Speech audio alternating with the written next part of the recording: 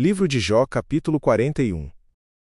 O Bimote havia sido a mais espantosa das criaturas terrestres. Mas Deus não havia terminado. Havia uma criatura ainda mais impossível, que vivia não na terra, mas no mar, que não comia capim tranquilamente, mas fazia o mar ferver. O Leviatã. E as perguntas sobre o Leviatã começaram com ironia devastadora. E, quanto ao monstro Leviatã, será que você pode pescá-lo com um anzol? Ou amarrar a sua língua com uma corda? Você é capaz de passar uma corda pelo nariz dele, ou furar o seu queixo com um gancho? Será que ele vai pedir que você o solte, ou implorar que tenha dó dele? Será que ele vai fazer um trato com você, prometendo trabalhar para você o resto da vida? Será que você vai brincar com ele, como se fosse um passarinho? Você vai amarrá-lo, a fim de servir como um brinquedo para suas empregadas? Será ele vendido por um grupo de pescadores? A ironia acumulava-se em cada pergunta. O Leviatã pescado com anzol, como um peixinho de jardim. O Leviatã brincando com as empregadas, como um gatinho. O Leviatã vendido no mercado de peixes, cortado em pedaços. Cada imagem mais absurda que a anterior. Porque o absurdo era o ponto. A distância entre o que o Leviatã era e o que qualquer humano poderia fazer com ele. Era a distância entre Deus e qualquer humano que tentasse governar o universo por conta própria. E então o tom mudou de irônico para ominoso. Será que você pode enterrar lanças no seu couro, ou fincar arpões de pesca na sua cabeça? Tente encostar a mão nele, e será uma vez só, pois você nunca mais esquecerá a luta. Só de olhar para o monstro Leviatã, as pessoas perdem toda a coragem e desmaiam de medo. Se alguém o provoca, ele fica furioso. Quem se arriscaria a desafiá-lo? Quem pode enfrentá-lo sem sair ferido? Ninguém no mundo inteiro. Tente encostar a mão nele, e será uma vez só. A advertência mais econômica e mais completa do capítulo. Uma vez, só uma. E você nunca mais esquecerá. E havia algo implícito na pergunta de Deus. Quem pode enfrentá-lo sem sair ferido? Ninguém. No mundo inteiro.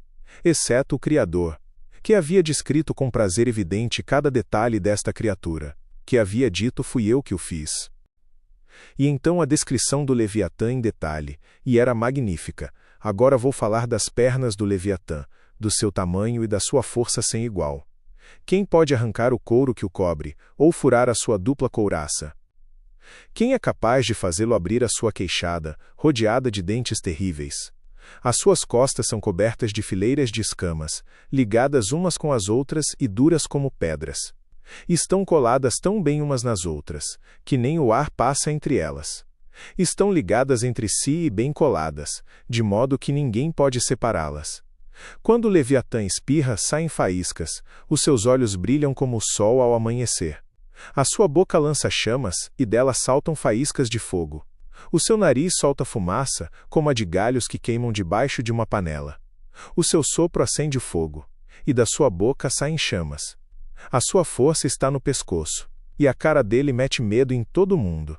No seu couro não existe ponto fraco, ele é firme e duro como ferro.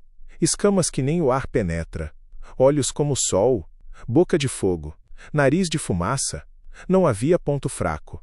Não havia abertura para a lança. Não havia vulnerabilidade que a coragem humana pudesse explorar. E Deus descreveu tudo isso, com uma riqueza de detalhe que sugeria não apenas conhecimento, mas admiração pelo próprio trabalho. E as perguntas sobre as armas, o seu coração cruel não tem medo, é duro como uma pedra de moinho. Quando ele se levanta, até os mais fortes ficam apavorados, o medo os impede de agir. Não há espada que consiga feri-lo, nem lança, nem flecha, nem arpão. Para ele o ferro é como palha, e o bronze, como pau podre. As flechas não o fazem fugir. Jogar pedras nele é como jogar capim. Bater nele com um porrete é o mesmo que bater com uma torcida de palha. Ele zomba dos homens que lhe atiram lanças. A sua barriga é coberta de cacos pontudos, que reviram a lama como se fossem uma grade de ferro. O catálogo completo das armas humanas, e cada uma declarada insuficiente. Espada, lança, flecha, arpão, pedras, porrete. Para ele, o ferro era palha. O bronze era madeira podre. E havia uma ironia profunda que Jó havia desafiado Deus ao tribunal. Havia pedido que Deus prestasse contas. E Deus apresentou uma criatura que fazia todo o arsenal humano parecer brinquedo. E perguntou: se você não pode enfrentar o Leviatã, como você pretende estar no mesmo tribunal que o criador do Leviatã? E então a descrição chegou à relação do Leviatã com o mar. E foi aqui que a linguagem atingiu seu pico de beleza.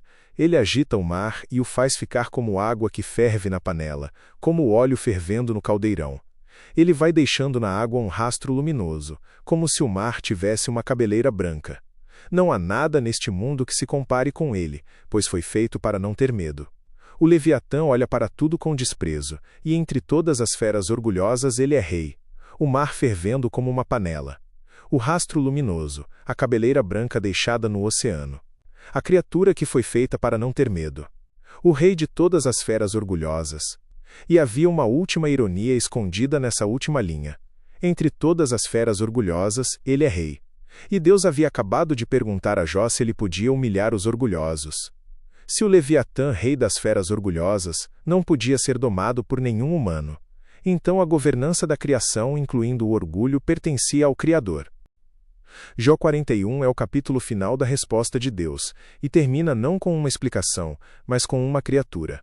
Uma criatura que ninguém pode pescar com anzol, que nenhuma espada fere, que nenhum humano enfrenta sem sucumbir, cujos olhos brilham como o sol ao amanhecer, cuja boca lança fogo, que faz o mar ferver ao passar, que deixa um rastro de luz no oceano escuro, e que foi feita, como Jó foi feito, pelo mesmo Criador. A pergunta implícita que o capítulo inteiro fez a Jó: se você não pode governar o Leviatã, se o Leviatã responde apenas ao seu Criador, então quem você pensa que deveria estar no tribunal julgando os atos do Criador? Mas havia uma segunda camada, mais profunda e mais generosa. Deus não apresentou o Leviatã para destruir Jó. Apresentou-o para expandir Jó. Para mostrar que o universo era muito maior do que o sofrimento de Jó, e muito maior do que a teologia dos amigos. Que havia criaturas de fogo e escamas e rastros luminosos, que Deus havia feito com evidente prazer e orgulho, que existiam completamente fora dos sistemas de retribuição que os amigos pregavam. O universo não era um sistema de prêmios e punições. Era uma criação viva e selvagem e magnífica, governada por um Criador que havia feito Leviatã rei das feras orgulhosas, e que havia também chamado Jó de seu servo.